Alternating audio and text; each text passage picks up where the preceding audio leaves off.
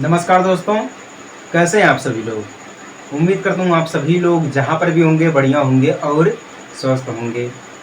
Vector algebra का चौथा lecture है प्रॉपर्टीज ऑफ वेक्टर एडिशन, यानी कि सदिश योगफलों का गुणधर्म। बहुत ही हमारा यूजफुल टॉपिक है ये। इसका प्रयोग हमारे बोर्ड एग्जाम में अक्सर किया जाता है क्वेश्चन बनाने के लिए। ठीक है, तो आशा करता हूँ आप सभी लोग अंत तक बने रहेंगे और लास्ट में आप लोग अपना फीडबैक जरूर दीजिएगा। आइए क्लास को स्टार्ट करते हैं। देखिए, जब भी हम बात करते हैं प्रॉपर्टीज की तो इसमें कई सारे बेसिकली ऐसे प्रॉपर्टीज हैं जिनका उपयोग हम बोले हैं ना कि अपने एग्जाम बनाने में किया जाता है। कुछ इंपॉर्टेंट प्रॉपर्टीज के बारे में अभी हम डिस्कस करेंगे। मान लीजिए पहला इसमें है, एक पॉइंट बढ़ा लेंगे। पहला हमारा है वेक्टर एडिशन इज कॉमनटेटिव। ठीक है, कॉमनटेटिव। ठीक है, कॉमनटेटिव जिसको हम हिंदी में बोलते हैं सदिश योगफलों का क्रम विनियम। ठीक है, आपको शब्दों से पता चल रहा होगा कि कॉमनटेटिव मतलब जो कॉमन मिल जाए, यानी कि ऐसे वेक्टर जो हमारे बराबर हों। ठीक है, चाहे हम उनको उल्टा लिखें चाहे उनको हम सीधा लिखें। ठीक है, कैसे? अगर मान लीजिए हमारे पास एक वेक्टर ए दिया गया है प्लस में वेक्टर बी दिया गया है, तो ये बराबर हो जाएगा vector B plus vector A. चाहे हम इसको उल्टा लिखें चाहे हम इसको सीधा लिखें। ठीक है, ये दोनों आपस में बराबर ही रहेंगे। इसी को हम बोलते हैं कॉमनटेटिव वेक्टर। ठीक है, क्या बोलते हैं? कॉमनटेटिव वेक्टर बोलते हैं। क्लियर है ना? इसके कुछ बेसिकली एग्जांपल मैं आपको दे रहा हूं। ठीक है, एग्जांपल, क्योंकि देखिए बिना एग्जांपल के आप समझ में नहीं आएंगे आपके। ठीक है, समझ नहीं पाएंगे। मैथमेटिक्स ऐसी चीज है, इसमें हमें एग्जाम्पल देने ही पड़ते हैं। बिना एग्जाम्पल के आप जिंदगी में भी कुछ नहीं समझ सकते हैं। बिना एग्जाम्पल के आप जिंदगी में कुछ नहीं समझ सकते हैं, फिर भी ये तो मैथमेटिक्स की बात की जा रही है। ठीक है, अगर मान लीजिए हमारे पास एक चतुर्भुज है। ठीक है, जो कि अभी हम अपने लेक्चर नंबर 3 में समझाए हैं।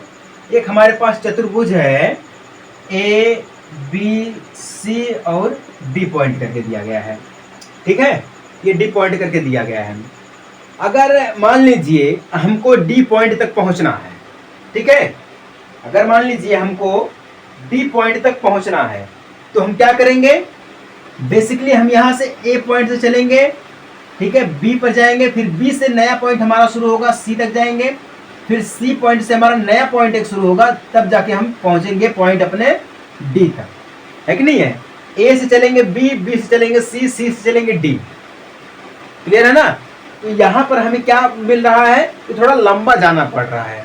और एक पॉइंट हमारा है, दूसरा नियम है, डायरेक्ट हम ए से डी तक पहुंच सकते हैं यहां से। ठीक है, ये रास्ता छोड़ करके हम डायरेक्ट यहां से यहां पहुंच सकते हैं। ये हो सकता है कि नहीं हो सकता है? हाँ, हो सकता है। आपको पता होगा कि जब अगर हमारे पास ये चतुर्भुज रहता है, ठीक ना, ये चतुर्भुज रहता तो इसमें क्या होता है? Vector A B is equal to vector A होता है, तो हम इसको मानेंगे वेक्टर ए। ठीक है, और ये भी हमारा जो है वो ए बी के बराबर में है, is equal to B C, तो ये भी हमारा वेक्टर ए ही हो जाएगा। ठीक है, हम A D is equal to B C बराबर है, यानी कि वेक्टर के रूप में ये बराबर है, तो हम इसको मानेंगे वेक्टर बी। इसको भी हम वेक्टर बी मानेंगे। ठीक है, ये क्लियर है ना? वेक्टर बी हमारा हो गया है। अगर मान लीजिए हमने ए से लेकर सी तक एक लाइन खींच दी। ठीक है, जो कि हमें ट्रायंगल लॉ में पढ़ाया गया है, मतलब हम आपको ट्रायंगल लॉ में पढ़ाए हैं। ठीक है, जब हम आपको ट्रायंगल लॉ में पढ़ाए हैं तो जब हम एक लाइन खींच देंगे तो यहाँ पे क्या हो जाएगा? इसमें डिस्प्लेसमेंट की बात की जाएगी।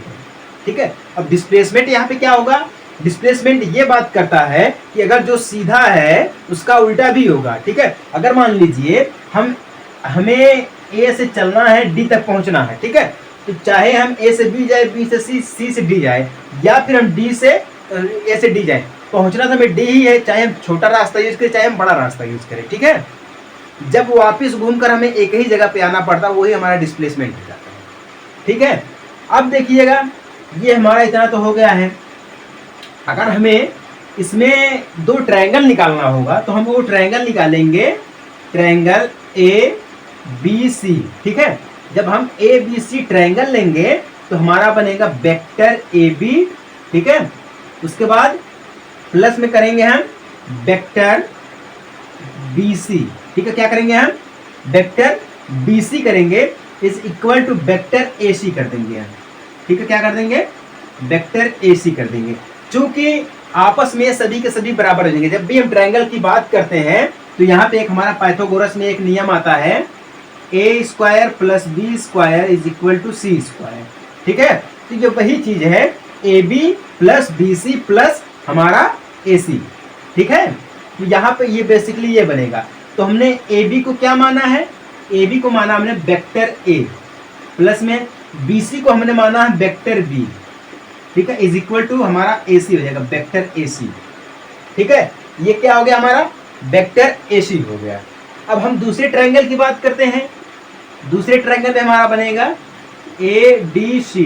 क्या बनेगा ए डी सी बनेगा। ठीक है, चूंकि तो हम यहाँ पे बनाएंगे ए डी वेक्टर प्लस में D C vector is equal to A C vector. क्या बन जाएगा ए सी वेक्टर। तो ए डी हमारा क्या है वेक्टर बी है, प्लस में डी सी क्या है वेक्टर ए है, is equal to vector A C. क्या हो जाएगा वेक्टर ए सी। अब आप ये बताइएगा कि अगर हम यहाँ पे लेंगे तो ये हमारा वेक्टर ए प्लस में वेक्टर बी, अब ये हो जाएगा वेक्टर बी प्लस में वेक्टर ए, ये दोनों आपस में बराबर हो गए कि नहीं हो गए।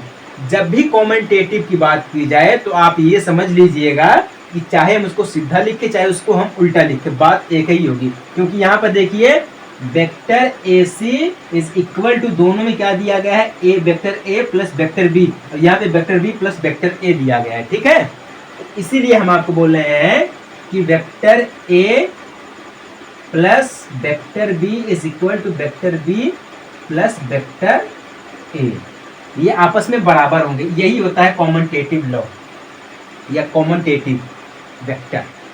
ठीक है, दिक्कत कोई समझ में आया कि नहीं समझ में आया? अगर नहीं समझ में आया हो तो आप हमें बताइएगा कमेंट में। ठीक है, इसलिए हम आपको बोल रहे हैं अंत तक बने रहेंगे, मतलब आखिर तक बने रहेंगे आप लोग, देखेंगे क्लास को तब समझ में आएगा।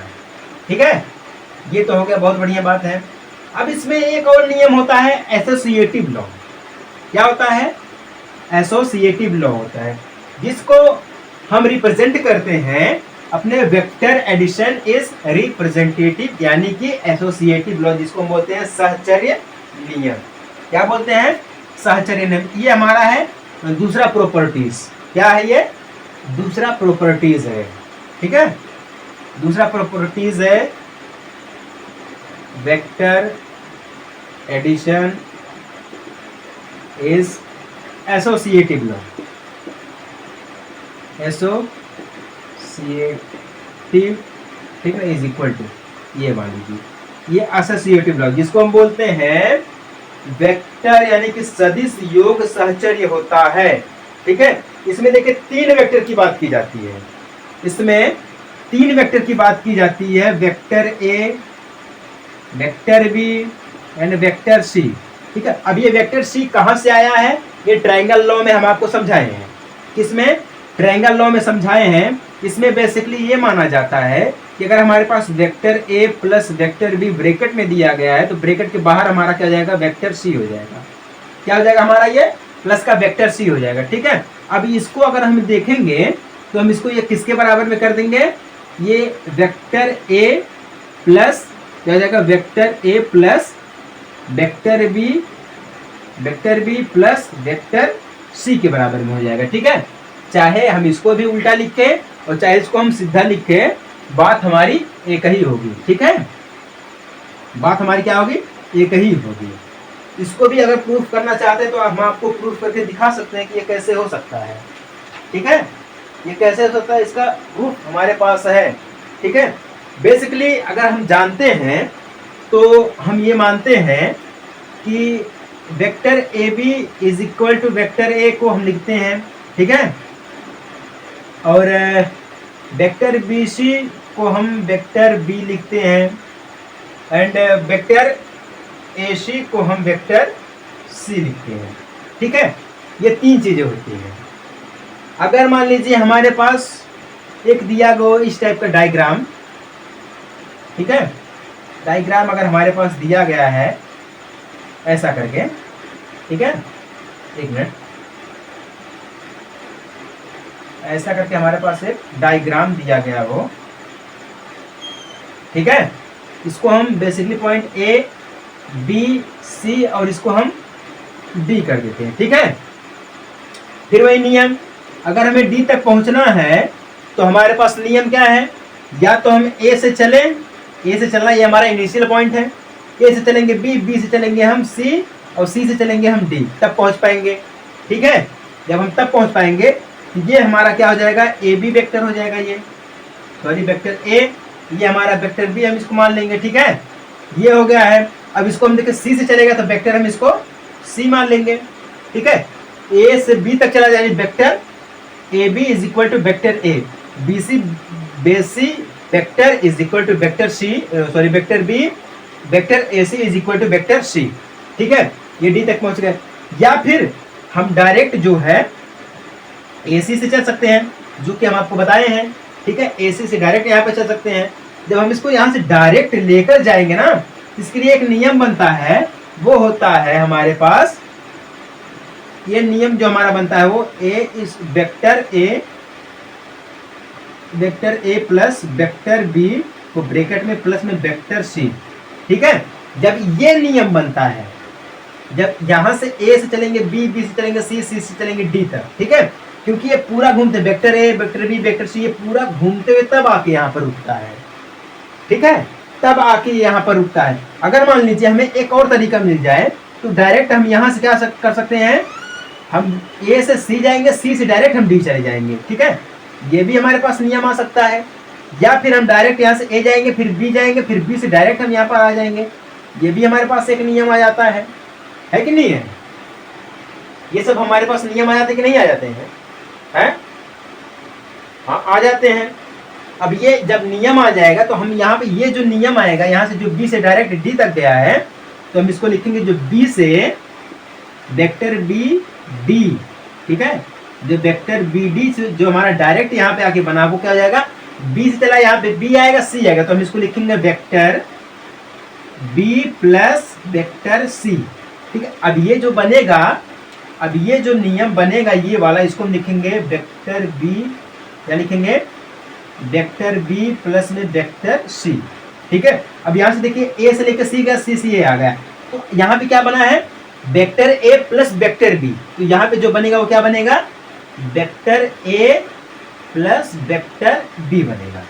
ठीक है, अब देखिए जब ये बन गया तो हम यहाँ से क्या कर सकते हैं, ए जाएंगे, फिर यहाँ पर बी के मेन यानी कि मेन पॉइंट पर जाएंगे, फिर यहाँ तक चले जाएंगे। ठीक है, फिर यहाँ से सारे डी तक, तो ए बी सी डी ये तीनों को कैच करेगा। ठीक है, तो हम यहाँ से ये लिख सकते हैं कि इसके अंदर हम ये लिख सकते हैं कि पॉइंट हमारा रहेगा ए वेक्टर प्लस में vector B plus vector C. ठीक है, ये पॉइंट हम लिख सकते हैं। तो चाहे हम इसको कैसे भी करके लिखे, बात हमारी सेम ही होने वाली है। ठीक है, बात जो हमारी है वो सेम ही होने वाली है। तो यहाँ पे आइए अब हम ट्रिग्नोमेट्रिक के आधार से समझते हैं इसको है। ठीक है, किसके आधार से समझते हैं, ट्रिग्नोमेट्रिक। यहाँ से इसको मैं हटा रहा हूँ, थोड़ा यहाँ पर जगह मिलेगी। ठीक है, ट्रिग्नोमेट्रिक के आधार पर समझते हैं। तो ए बी को हम देखेंगे तो त्रिभुज में ए बी सी, इसमें त्रिभुज में ए बी सी को देखेंगे, हम ए बी सी को देखेंगे तो ए बी यानी कि vector A B plus vector B C, ठीक है, is equal to vector A C, vector A C हो जाएगा। ठीक है, अब हम दूसरे ट्रायंगल को देखते हैं, ए डी सी को देखते हैं। किसको देखते हैं, ए डी सी को देखते हैं, या फिर हम ए सी डी को देखते हैं, वही चीज है, ए सी डी को देखते हैं, कोई दिक्कत नहीं है। ठीक है, ए सी डी या ए डी सी को देखते हैं, A C D is equal to, ठीक है, तो ए सी डी को देखेंगे हम, तो यहाँ पे पहले हम ए डी वेक्टर प्लस में BC वेक्टर, ठीक है ना, is equal to AC vector. क्या हो जाएगा? इज इक्वल टू में वेक्टर AC हो जाएगा, ठीक है। मैच क्या ले लेंगे? वेक्टर AC को ले लेंगे, ठीक है। हाँ जी, बहुत बढ़िया है, ये भी हमारा क्लियर है। अगर हम बेसिकली चाहें तो वेक्टर ABD को ले सकते हैं। यहाँ पे बनेगा त्रिभुज ABD, एक बनेगा त्रिभुज ABD, ठीक है। ABD को बनेगा, जब हम ABD को लेंगे तो हमारे पास यहाँ पे क्या बन जाएगा? ABD को लेंगे तो vector AB plus vector BD plus vector DA, यही बनेगा ना। क्या बनेगा? Vector AB plus vector BD plus sorry is equal to DA। Vector क्या बनेगा? DA बनेगा या AD बनेगा, ठीक है। हम यही मान लेते हैं AD, DA नहीं, इसको उल्टा नहीं, AD मान लेते हैं, ठीक है। AD वेक्टर, ठीक है। अब AD बन गया हमारे पास यहाँ। और अगर हम चाहेंगे तो BCD को ले सकते हैं। BCD यहाँ पे एक बनेगा ट्रायंगल BCD। BCD में देखेंगे तो हमारे पास क्या बनेगा? BC vector. क्या बनेगा? BC वेक्टर, CD वेक्टर, ठीक है। BC वेक्टर, CD वेक्टर, ठीक है, CD वेक्टर, उसके बाद BD vector is equal to BD vector. क्या बनेगा? BD वेक्टर बनेगा हमारे पास, ठीक है। ये चीज हमारे पास आ गया है, AC वेक्टर, AC वेक्टर। अब यहाँ पे देखिएगा, हम ये जानते हैं कि वेक्टर AB, इसको हम लिख सकते हैं vector A plus vector B is equal to AC vector, ठीक है। क्या लिख सकते हैं? AC vector.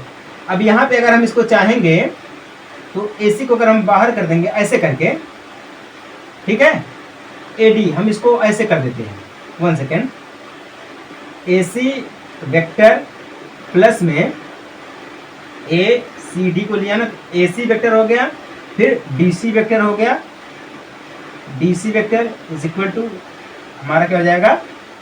AD vector, AD vector, ठीक है, इज इक्वल टू, अब AC में क्या दिया गया है? A vector plus vector B, ठीक है, is equal to AD vector. क्या हो जाएगा? AD वेक्टर, ठीक है। ये इसकी बात कर रहा है, ठीक है। तो इस प्रकार से जो हमारा C वाला निकल के आएगा, वो क्या आएगा निकल के हमारे पास है? वो हमारे पास क्या निकल के आएगा? है कि नहीं है? नहीं है। मैं आपको बताता हूं कैसे आएगा, देखिएगा। यहाँ पे जब ये हो जाएगा इतना, तो हम इसको vector A plus vector B, इसको ब्रैकेट में करके हम, अब ये जो हमारा DC दिया गया है ना, DC प्लस में हम करेंगे DC, यहाँ से CD आया तो वेक्टर C हम इसको लेंगे। Vector C is equal to vector AD। अब आया क्लियर? हाँ जी, अब क्लियर आ गया, ठीक है। इसी के बाद हम अपना सब कुछ लेंगे, ठीक है। वेक्टर BC क्या है? B है। वेक्टर CD क्या है? C है। उसके बाद BD क्या है? यहाँ से देखिएगा, इसको देखिएगा, इस चीज को देखिएगा। जो AB हमारा वेक्टर है वो क्या है? वेक्टर A, ठीक है, प्लस में जो BD हमारा क्या है? पता ही नहीं है BD का, ठीक है। BD का क्या है? BD क्या हमारा BC स्क्वायर है, ठीक है। तो हम इसको लिखेंगे B वेक्टर प्लस में C वेक्टर, ठीक है, इज इक्वल टू हमारा क्या आ जाएगा? AD आ जाएगा, AD वेक्टर आ जाएगा, ठीक है। तो ये सभी क्या हो जाएंगे? बराबर हो जाएंगे। तो जब ये सभी बराबर हो जाएंगे, जब हम इन सभी का मान रखेंगे AD का, तो ये हमारे पास क्या निकल करके आएगा? यही चीज निकल करके हमारे पास यहाँ तक आएगा, ठीक है। यही चीज निकल कर हमारे पास ये आएगा। तो इसी को बोलते हैं हम क्या है? Vector addition is associative law, ठीक है। समझ में आई बात ना? बहुत बढ़िया समझ में आ गई है। अगर किसी को ना समझ में आई हो तो वो हमसे पूछ सकता है, उसके लिए कोई रोक टोक नहीं कि आप नहीं पूछ सकते हैं, ऐसी नहीं है, पूछ सकते हैं बढ़िया से, ठीक है। 2 पॉइंट हो गया। जो मेन पॉइंट है उसको मैं बता रहा हूं आपको। एक तीसरा इसका प्रॉपर्टीज है, वो है एग्जिस्टेंस ऑफ एडिशन आइडेंटिटी, क्या है तीसरा वाला, existence of addition identity, addition identity, identity, ठीक है। आइडेंटिटी का मतलब आपको पता है क्या होता है, तत्समक। अगर मान लीजिए हमारे पास कोई वेक्टर ए दिया गया है, ठीक है, इज इक्वल टू हम लिखेंगे vector A plus vector 0 is equal to vector A, क्या हो जाएगा, बेसिकली वेक्टर ए हो जाएगा। तो हम इसको इसके बराबर में लिख सकते हैं कि वेक्टर ए को हम लिख सकते हैं 0 वेक्टर प्लस में वेक्टर ए, जो कि यहाँ से आएगा नल वेक्टर से निकल के। कहाँ से आएगा, नल वेक्टर से निकल के आएगा। नल वेक्टर को हम बोलते हैं 0 वेक्टर, नल वेक्टर को हम क्या बोलते हैं, 0 वेक्टर बोलते हैं, जो कि हमारा यहाँ से निकल करके आएगा, ठीक है। इसका आइडेंटिटी यानी कि इसका तत्समक यही होता है, ठीक है। अगर हमारे पास दिया गया हो ओ A vector is equal to लिखेंगे वेक्टर ए, क्या लिखेंगे हम इसको, बेसिकली वेक्टर ए लिखेंगे, ठीक है। अगर हमारे पास यहीं पर दिया गया वेक्टर ए प्लस में 0 vector is equal to O A vector, ठीक है, क्योंकि ये वेक्टर ए जो है वो किसके बराबर में है, वेक्टर ए प्लस वेक्टर 0 के बराबर में है। तो चूंकि यहाँ पर हमारा सब कुछ निकल के आएगा वेक्टर डबल ए वेक्टर, चूंकि हमारा ये क्या है 0 वेक्टर से आता है। कहाँ से आता है, ये 0 वेक्टर से आता है। तो ये जो हमारा बन करके आएगा, ठीक है, ये जो हमारा बन करके आएगा वो ये होगा vector A plus 0 vector is equal to O A vector plus में डबल ए वेक्टर, ठीक है, बराबर क्या हो जाएगा, मॉड वेक्टर ए, क्या हो जाएगा, मॉड वेक्टर ए हो जाएगा। इसके बराबर में हो सकता है, और इसको हम ये भी लिख सकते हैं इसके बराबर में ओ ए वेक्टर, क्या लिख सकते हैं, ओ ए वेक्टर लिख सकते हैं, ठीक है। हाँ जी, बहुत बढ़िया है। अगर अब हम इसको बराबर करना चाहेंगे तो ये पहले क्या दिया गया है, हम इसको लिखेंगे वेक्टर 0 प्लस में वेक्टर ए, क्या लिख सकते हैं, प्लस में वेक्टर ए लिख सकते हैं is equal to double 0 vector करके हम लिखेंगे एंड प्लस में ओ A vector, O A vector, तब भी तो बराबर में इतना ही आएगा ना, है कि नहीं है, तब भी ये बराबर में ओ ए ही वेक्टर आएगा ना। जब ओ ए ही वेक्टर आएगा ये बराबर में, क्योंकि 0 से 0 करेंगे तो वेक्टर बराबर में ओ ए वेक्टर आएगा, तो ये तब भी तो हमारा वेक्टर ए के बराबर में हो जाएगा। तो इसलिए वेक्टर ए जो है ना, vector A plus vector 0 is equal to A vector equal to vector 0 plus vector A, ये बराबर हमारा है। यही हमारा आइडेंटिटी होता है, ठीक है, यह आइडेंटिटी होता है। मोटी मोटा में आप समझिएगा, बहुत बढ़िया है, ठीक है। इसी का एक उल्टा होता है एग्जिस्टेंस ऑफ एडेटिव इनवर्स, इसी का एक उल्टा होता है, आप उसको भी देख लीजिएगा, जो कि बेसिकली इंपॉर्टेंट है। एडेटिव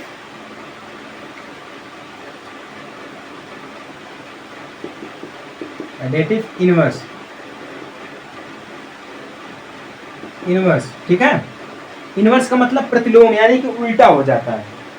इनवर्स का मतलब क्या जाता है, उल्टा हो जाता है। अगर हमारे पास कोई भी चीज पॉजिटिव में दी गई तो उसका इनवर्स क्या होगा, निगेटिव में होगा, उसका इनवर्स क्या होगा, निगेटिव में होगा। समझ में आ रही बात की नहीं आ रही, जैसे कि हम आपको यही बोले हैं अभी है, अगर हमारे पास वेक्टर ए बी दिया गया है इज इक्वल टू, इसको लिख सकते हैं वेक्टर ए, ठीक है। अगर अब ये चाहेंगे तो हम लिखेंगे B A vector is equal to minus A vector, ठीक है, क्योंकि A B vector is equal to B A vector, ये माइनस में आ जाएगा, ठीक है, क्योंकि इसका अपोजिट हो जाता है। क्या हो जाता है, अपोजिट होता है। अगर हमारे पास, जैसे कि हम अभी आपको बोले हैं वेक्टर ए, ठीक है, प्लस में इसका अपोजिट यानी कि इसका inverse minus vector A is equal to vector 0, क्या हो जाएगा, इज इक्वल टू वेक्टर 0 हो जाएगा। अब ये वेक्टर 0 तो हो गया है, तो अगर हम ये चाहेंगे तो माइनस वेक्टर ए प्लस में vector A is equal to vector 0, ये आपस में क्या हो जाते हैं, बराबर हो जाते हैं, यही हमारा इनवर्स होता है। ठीक है, यदि हमारे पास वेक्टर माइनस में दिया गया है तो उसका जो वेक्टर ए होगा वो उसका प्रतिलोम होगा, यानी कि उसका इनवर्स होगा, यानी ऋण, यानी कि माइनस का इनवर्स पॉजिटिव होता है, यानी कि निगेटिव का इनवर्स क्या होता है, पॉजिटिव होता है। ठीक है, यही होता है, यही हमारा नियम होता है। अगर हमने अभी आपको बताया है कि ओ ए वेक्टर में आता है इज इक्वल टू क्या होता है, वेक्टर ए होता है, तो A O vector is equal to minus A vector. ठीक है, बस आप इतना याद रखिएगा, माइनस ए वेक्टर होता है। समझ में आई बात ना? हाँ जी, बहुत बढ़िया, बहुत बढ़िया, समझ में आ गई है।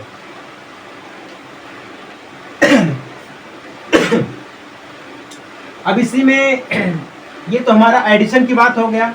ठीक है, अब इस अलग से एक सब्ट्रैक्शन की बात करते हैं, प्रॉपर्टीज वेक्टर सब्ट्रैक्शन, यानी घटाव। जैसे कि हम ऐड करते हैं उसी प्रकार से हम घटाते हैं। हमारे पास दो वेक्टर्स हैं, मान लीजिए subtraction, subtraction, properties vector subtraction. अगर हमारे पास मान लीजिए दो वेक्टर हैं, vector A and vector B, हमारे पास दो वेक्टर हैं, तो अगर हमें इन्हें सब्ट्रैक्ट करना होगा यानी कि घटाना होगा तो हम लिखेंगे vector A minus vector B. जैसे कि हम जब ऐड करते हैं तो प्लस लगाते हैं, जब घटाएंगे तो हम उसको क्या लगाएंगे, माइनस लगाएंगे। ठीक है, तो हम इसको is equal to vector A plus में माइनस वेक्टर ए, हम इसको भी लिख सकते हैं। टोटल हमारा तब भी हमारा ये आएगा vector A minus vector B. ठीक है, ये तब भी आता हमारा है। समझ में आ गई बात ना? ज्यादा कुछ नहीं, बस इतना ही दिया गया है। बहुत बढ़िया, बहुत बढ़िया। ऐसे ऐसे चीजों को आप लोग नोट करते चलिएगा, बहुत ही जबरदस्त ये सारी चीजें हैं। ठीक है, और एक हमारा आया था मल्टीप्लिकेशन में,